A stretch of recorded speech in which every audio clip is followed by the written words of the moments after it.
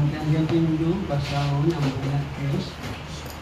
Pagkanto mo, ito ba ito Diyos? Bugna 3:21-22.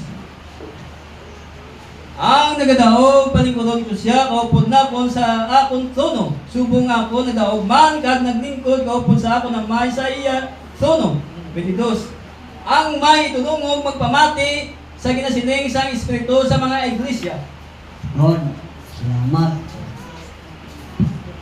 Dinadayaw ka naman. Ang balaan ng Espiritu magapatumak sa amin. Kag magalipay sa amin. Magapabakod. Yes. Sa mga pagtilaw. At sa mga tentasyon sa aming kabuhi. Pinapray ko ang mga kauturan ng ulan gabi. Kaga ang mga himata, pamilya, huwag pa magtangok sa iyo. Ikaw ang Diyos ang gamhanan niya nag-aatag ka noon, samtang wala pa ikaw mag-abot. Salamat God, ang dumasila, ang lumapo kayo tanan. Ang may sakit, ikaw may bay. God, ang may mga plano. Sila pa nabuhi, kag sila pa nagdaw-daw. At sa pag-abuyan, ikaw mag-blessing. Salamat sa ngalan ni Lord Jesus. Amen. Napangko.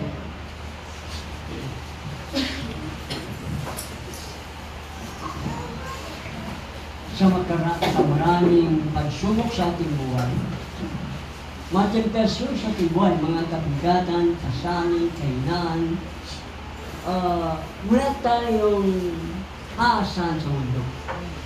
Wala tayong aasahan sa buhay natin ito. Kaya, kung tayo'y hindi pa mag-iingkod sa Panginoon, ano pa ang ating pag-asa? Puro na lang problema, puro na lang kasanin, puro kainan. Kaya, naglilingkod tayo sa Panginoon sapagkat siya ang Diyos. Ang Diyos ay dapat paglingkuran. Amen. Naghahanap ang Diyos ng tunay na tagasamba. Hindi niya lahat tagasamba ay tiyatanggap niya. Naghanap siya ng tunay na tagasamba.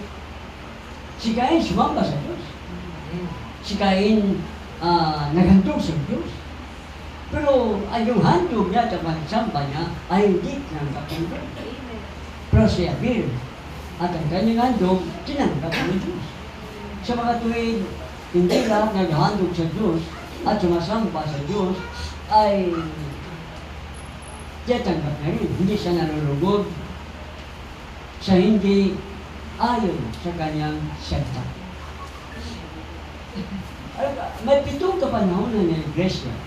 Ang 7 kapanahonan ng iglesia nito ay magtatapos sa rapture. Pagkatapos ng rapture, tapos na rin ang 7 kapanahonan ng iglesia. Sorry. Ang susunod na panahon ay malaking kapigatian. Right. Hindi 7 taon ang malaking kapigatian, kundi 3 lang.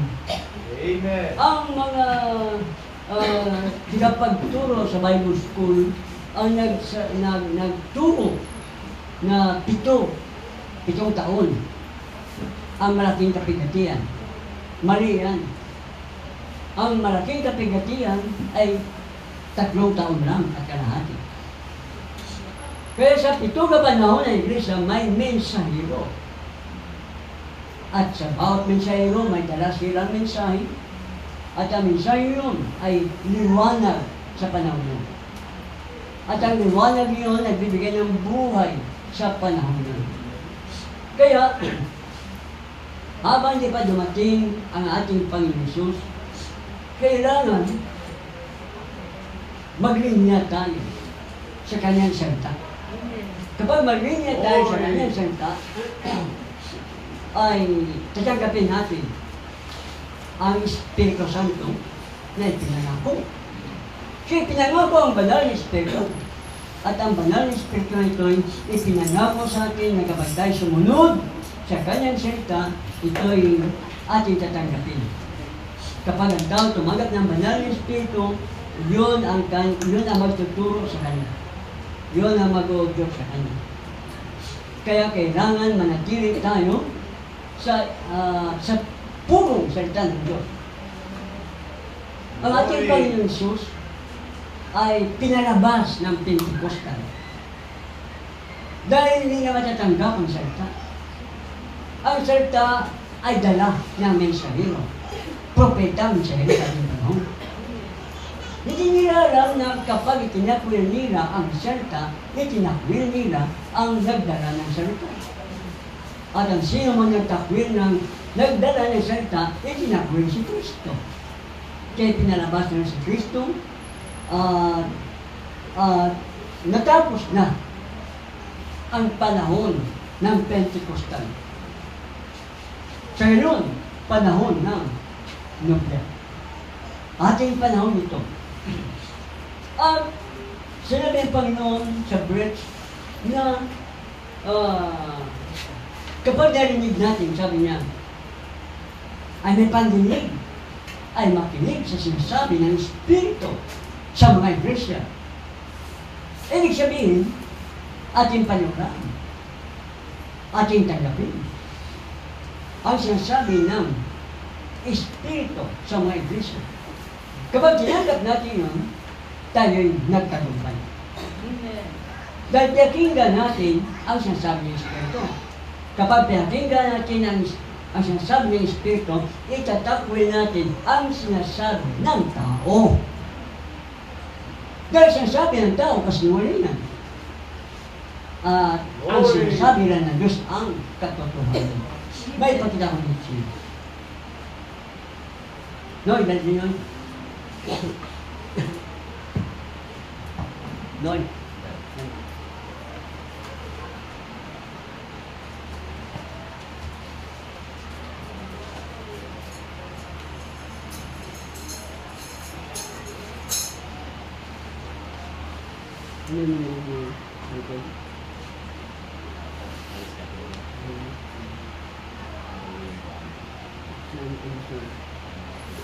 Hindi, ang dyan eh, ang din, yung bilang na.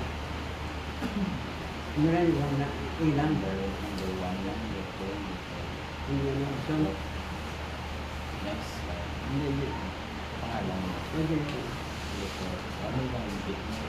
Isan. Ya, dia.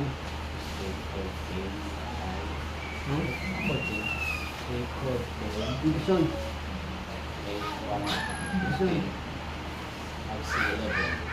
Sila. Sabi sa sila. Lili.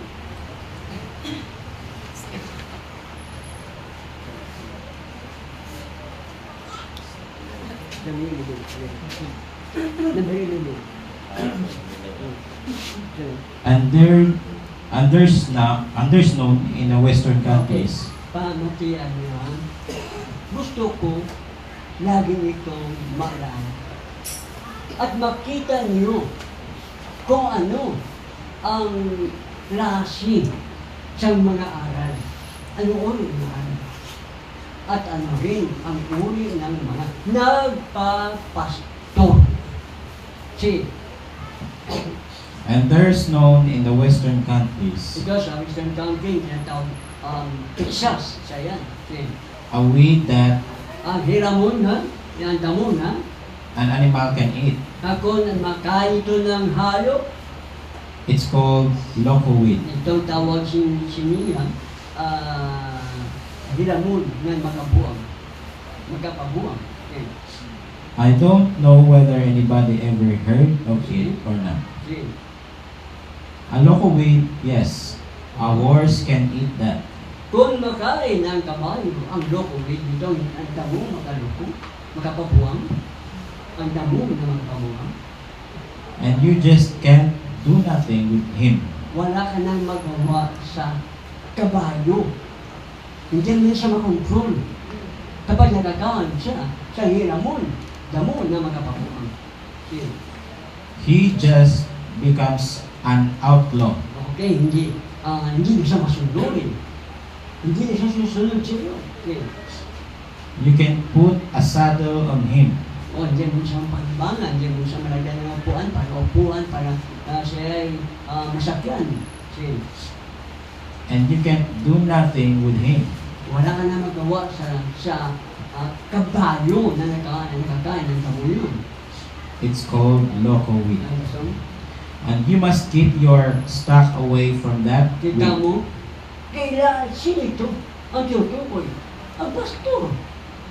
Ilayo mo ang iyong hayupan. Ang hayop mo na inalagaan, na binabantayan, ilayo mo sa loco wheat na yun. See? And if it will cause a horse to eat something, O, sige. if a horse rather, Okay. it will eat something that throws him into this condition, Okay. So, into this spasm. okay. Why? Oh. You would be a Okay, very pakinggan. Bakit? poor cowboy Oh, masyadong mahina ka na cowboy, tagabantay ng baka o kabayo. Okay. to let your horse eat a weed. Okay. Nahayaan nyo na inyong kabayo nakakain ng loco wheat. Okay. Loco weed, it shows that you don't care. O, nagpapakita na wala kang pakialam paano mangyari sa binabantayan mong hayop. Okay. That's that. Dito na yun, blacklit ako. Next paragraph number Okay, okay. 12.33. Okay. Mensahe nga, you must be born again. Amen. And a real pastor, Oh. a real servant of Christ, Oh. will be a poor example of Christ. Okay ha? Ang tunay na pastor o lingkod ng Diyos. Isa siya mahina klase na ehemplo. Mahina klase ministro yan. Mahina na pastor yan. Ano? To see the sheep eat something that's going to drive him away. Kita mo, hinahayaan niya ng karnero, topa, na makakain noon upang siya'y lumayo. Ano ito? Ang mga pastor hinahayaan niya kung sino-sino. Anto tayo sa pulpit, mga ngaral, kung ano-ano. Katulad na rin bawa, sasabihin, change my heart to God. Kanta yun. Siya sabi, parehas daw yun na, change my soul. Oh God. Ang heart daw yun ang soul. Walang sinabi. Ang Biblia ay ganun. Walang sinabi. Ang propeta ay ganun. Ang heart o ang puso ay tahanan. Doon nakatira ang kaluluwa. Pero hindi siya sabi na mensahe na ang puso ay kaluluwa. Ano tawag nun? Loco wheat. Nakakabuang na aral. Hinahayaan ng mga pastor ang mga aral na sa demonyo. Pag sinabi mo local wheat, maling aral. Sabi niya itong mga ministro nito, itong tagabantay ng tupa, mga pastor, sabi niya, mahina klase sila na mga ministro. Dahil nailangan nila ang tupa na makakain ng maling aral. Marami yan. Glory. Kung sino-sino nakatayo sa pulpito at kung ano-anong mga aral ang kanilang itinuturo. Kumain naman ng mga tupa. Pag kumain ng tupa noon, hindi mo na siya mapakinabangan. Hindi mo na siya mapaamo. Dahil kumain siya ng damo na may nalason. Maraming ganyan. Kaya, huwag niyo hayaan ang laso na damo na aral na makain ng tupa pagkatapos sabihin na kailangan mayroong tinatawag na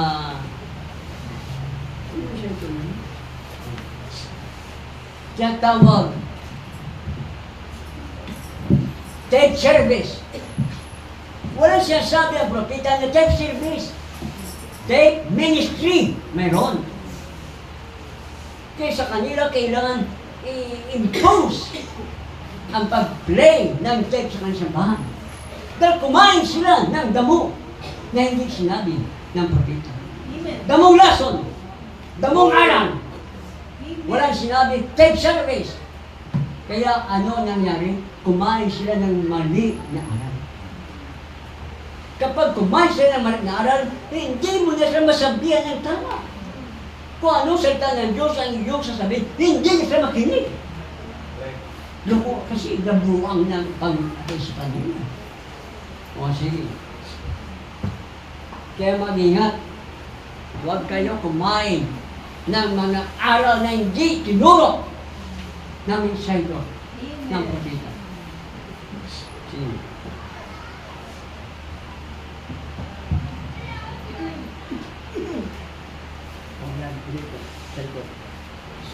Ah, 5. Number 5. Bakit sa 6 muna. Kano?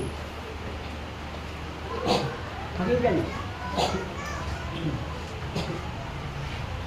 Glory. Sige.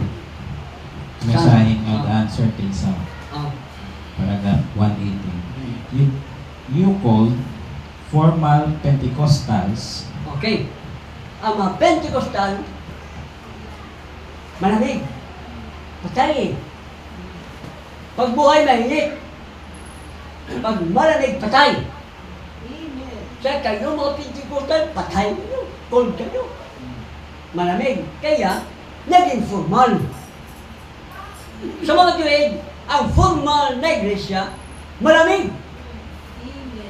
Glory. Sige.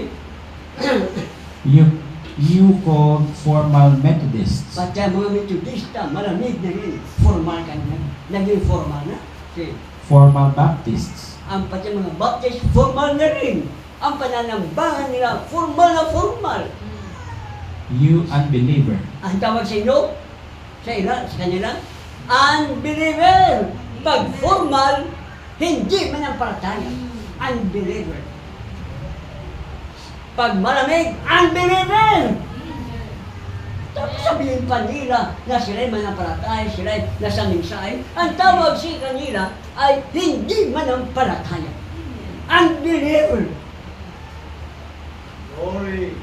Ito ang sinasabi ng propeta. Sabihin ng totoo. Hindi tayo nagsasalita sa ating sarili. Hindi natin sinasabi sa mapersonal ng tao. Ito ang mensahe.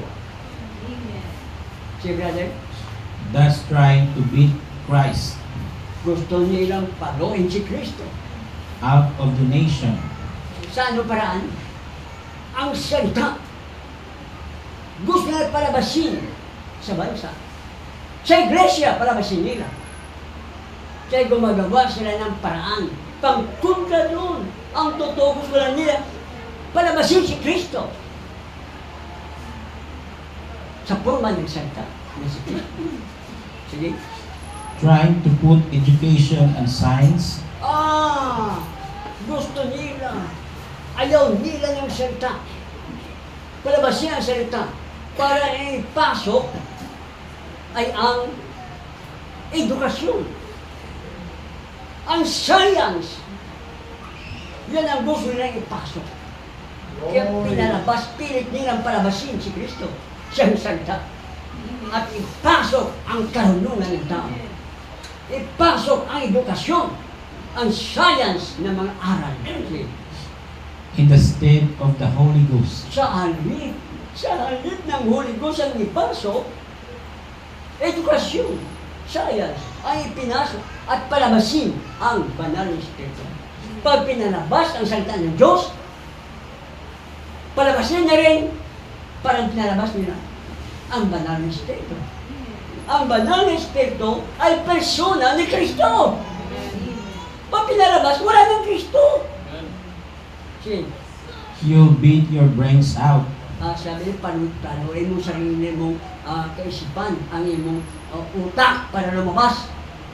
and the light will still beam on Ang kapawa, sige Isaiah, sige niya siya, siga, banal, sige niya Amen. ang salita nito. Hindi ito mapipigilan. Hindi ito mahaharangan. Amen. Sige, On and on and on. sige. He will have a church Magkakaroon siya, si Kristo. that's Si filled Kristo ay magkakaroon ng iglesia. Okay? that's filled with the Holy Ghost, Na puspos ng Espiritu Santo that he will come forth, na kanyang babalikan. Okay? and he will live and reign in it. At siya manirahan sa iglesia yun at maghahari sa iglesia ito. Okay? You'll never beat it out. O, hindi mo mapapalabas ngayon si Kristo. Okay? You're just beating your brains out. Sinasaktan mo, pinapalo mo lang sarili mo, parang Oy. utak mo lalabas. Kaya ano yun? Wala na silang utak. Lumabas na eh. Nagsasalita ka sa kanila, mga tao mo lang utak. Kaya kahit anong salita sasabihin mo, hindi nila maintindihan, wala nang utak eh. Mabuti pa magsalita kayo sa baboy, may utak pa. Okay. Studying all kinds of man-made Sige, ang books. pag-aaral nila sa mga kautusan na ginawa ng tao lamang. Sige. And dogmas. At mga aral. Take God's word and Ano read it. ito? Kunin mo ang salita ng Diyos. At iyon na basahin mo.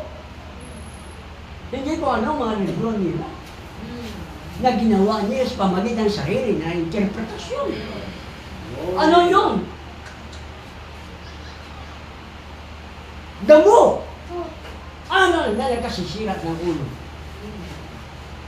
Halimbawa, isang Diyos, 3 persona, nakakasira yun ng ulo ng mga Kristiyano. Isa lang ang Diyos. Walang 3 persona. Ang bautismo sa pangalan ng Panginoon Jesus. Hindi sa Ama, Anak, Espiritu Santo. Pag bautismo sa pangalan ng Ama, Anak, Espiritu Santo, iyon ay damo. Aral na nakakabuang. Kaya ang tumanggap ng aral nito, mabuang na yan. Sabihin mo na ang bautismo sa pangalan ng Jesus, hindi nila tatanggapin. Marami na silang gagawin mga alibay, mga pangpunta. Paano? Buang na sila. See?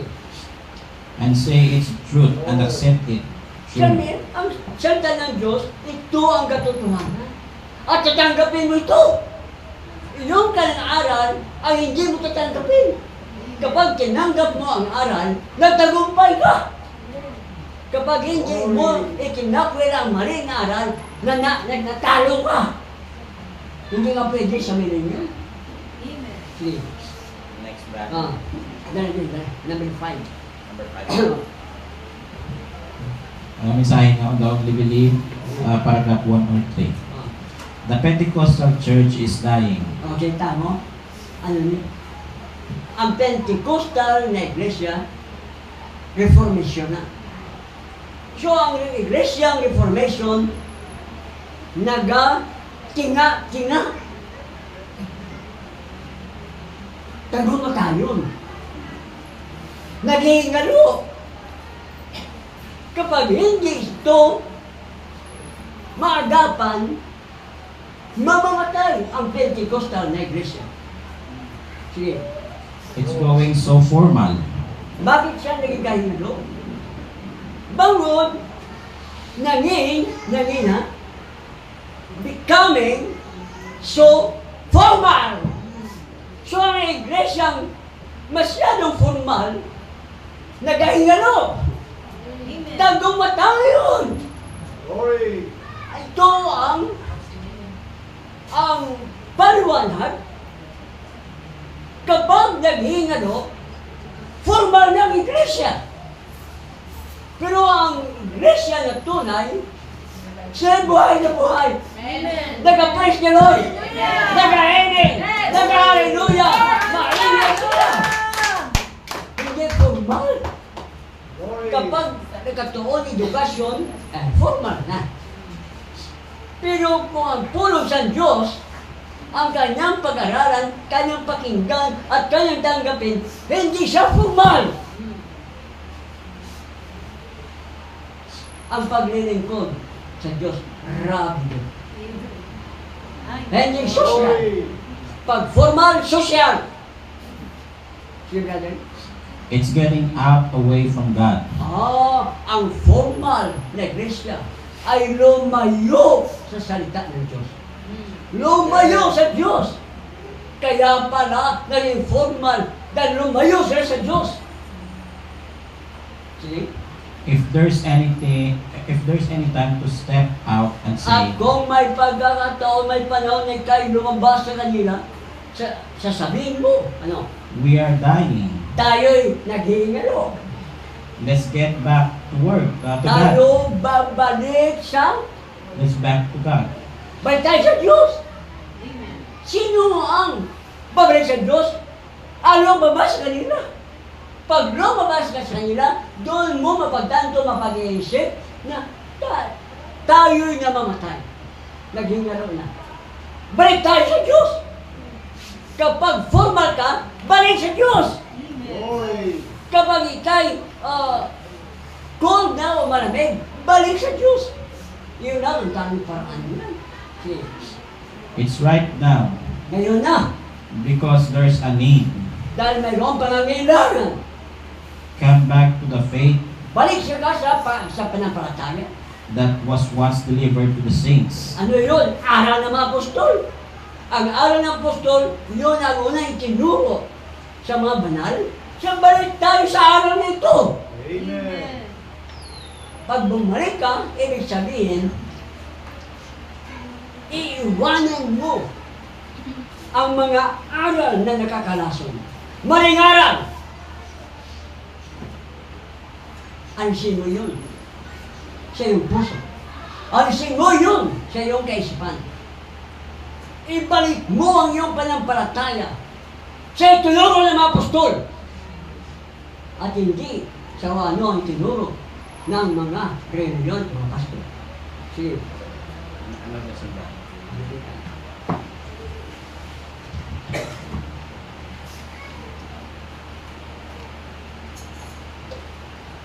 No.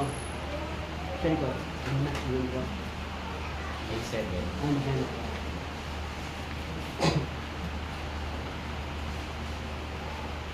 Sa mensahe nga The Feast of the Trumpets, paragraph 245.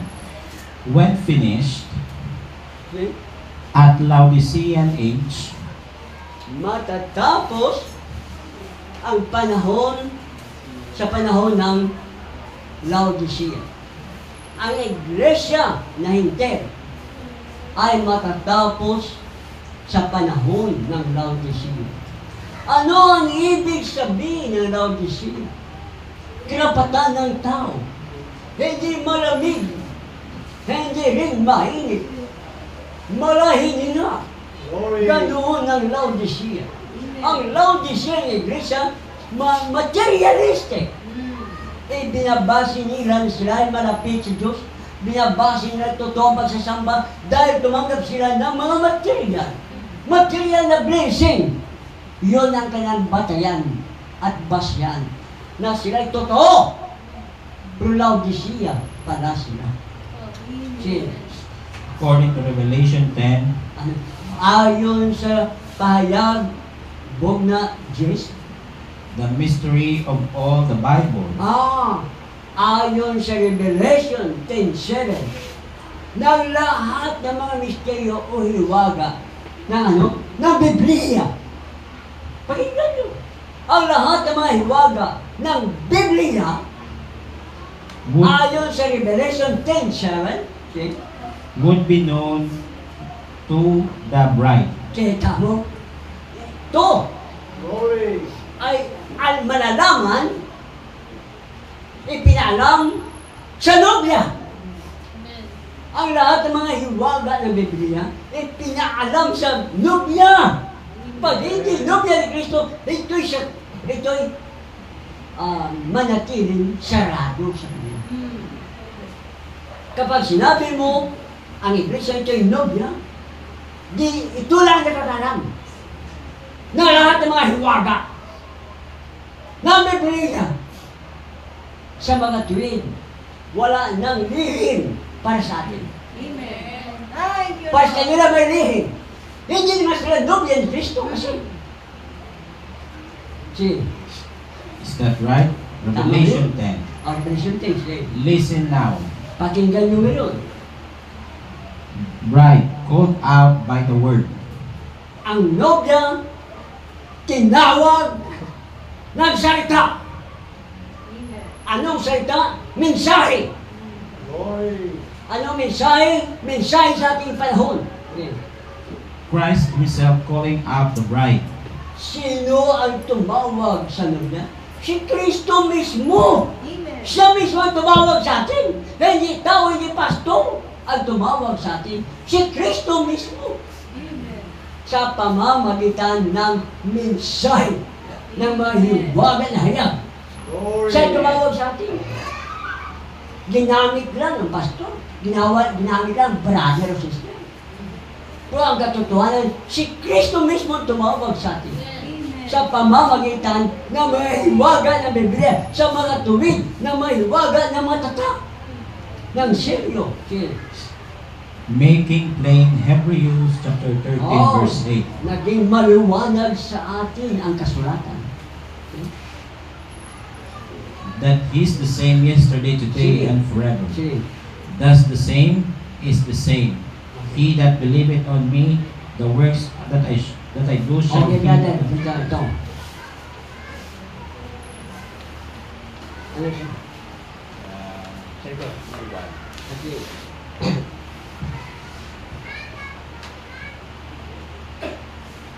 Rejecting the messenger, Okay. paragraph 106. War. Gera. This is the setting of the great battle. Ito ang prastada ng dakilang gera. Away. The people that rejected God's message. O dali lang. Ang tao na itinakwil ang mensahe ng Diyos. Sige. Rejected the Holy Spirit. Ang tumakwil ng mensahe ng Diyos, itinakwil din nila ang banal na Espiritu sa mga tuwid. Ang tumatakwil ng mensahe ng Diyos, itinakwil nila ang banal na Espiritu. Dahil ang banal na Espiritu ay ang Diyos. Amen. Kasama ng Diyos ang kanyang salita. Ang mensahe ay salita ng Diyos. Sige, The messenger of the seven churches. ang mensahero sa 7 kapanahonan na iglesia, The one that had rejected this message of His grace. kita mo ang simang tumanggi, nagtakwil ng mensahe ng biyaya ng Diyos, yung mensahe na inihayag ni Kristo sa kanya ikapitong mensahero. See? Had nothing left. Wala na tira sa nagtatakwil ng mensahe nito. See? But judgment was ready. Kundi kaparusahan, paghukom. See? While he was making ready to pour out the plagues Okay. upon the earth now, Ang mga salot na kanya ibubuo sa lupa. See? come up hither. Okay, And sige. I'll show Pero you. bago mangyari yun, may rapture muna. Ipinakita ito kay Juan. See? And I'll show you what fixing to take place. At ipakikita ko sa iyo kung anong susunod na mangyayari. See? Christ rejecting godless sinners. Okay, kita mo? I-reject ni Kristo ang mga makasalanan na nag-reject sa mensahe Amen. kapag dumating na ang malaking kapitatinan. Wala nang awa Glory. pagkatapos ng rapture. Wala nang biyaya kapag matapos na dumating ng rapture. Tatanggihan ng Diyos ang mga tao na lalapit sa Kanya. Kapag dumating na ang rapture, hindi na tatanggapin ng Diyos ang mga makasalanan. Kung ang rapture ay darating na, sa mga tuwid, tinatanggap lang ng Diyos ang makasalanan hanggat hindi pa dumating ang rapture. See? I'm going to pour out my wrath upon them. Ibubuhos ng Diyos ang kanyang salot at ang kanyang puot, ang kanyang galit sa mga taong tumanggi. Nagtakwil ng mensahe. Ang tumakwil sa mensahe, tumakwil kay Kristo. See? Glory. Next back, Brother Ayun na. Joseph. Kita mo, habang di pa dumating ang rapture, maglingkod tayo sa Diyos. Amen. Huwag kayong magpasagdagal sa anuman nagaganap. Huwag kayong magpahadlan sa anumang sirkumstansya na dumarating. Maglingkod tayo. Wala nang matitira pang pag-asa sa mga tumalikod kay Kristo. Amen. Sa una wala kay Kristo, ang Diyos naghahanap ng tunay na mananamba. Amen. Amen. Mananambang hindi malamig. Mananambang hindi formal. Amen. Pag formal, patay. Pag formal, malamig. Lumayo na sila sa Diyos. Kapag nakita mong ganyan kalagayan, bumalik sa Diyos. Amen. Tumayo ang bawat isa. Hindi biro. Ang salot na ibubuhos ni Kristo sa ibabaw ng lupa Amen. kapag tapos dumating na ang rapture. Huwag kayong manatili sa inyong kalagayan na maging formal tayo. Radido ang kailangan ng Diyos. Ang pupuri, ang sumisigaw, ang nagpupuri sa Diyos, ang umiiyak sa Diyos, doon tayo sapagkat iyon ang kukunin ng Panginoon. Mapagpalang Panginoon, pinapuri ka namin, kaya masalamatan ka namin. Tinuruan mo kami kung anong gagawin namin sa panahon ito, sapagkat nagkanya-kanya na ng paraan ang masimbahan. Ang mga iglesia, ngunit sabi mo, mayroong mensahe sa panahon ito. At yun ang aming susundan. Hallelujah, hindi ang mga nakakalaso na aral, nakakaalaso na interpretasyon ng mga simbahan, ng mga pasto. Salamat God, at ang iyong salita, yun ang aming pakinggan. Ang iyong salita, yun ang aming tatanggapin. Hallelujah, salamat God, sa pangalan ni Lord Jesus, represent Father.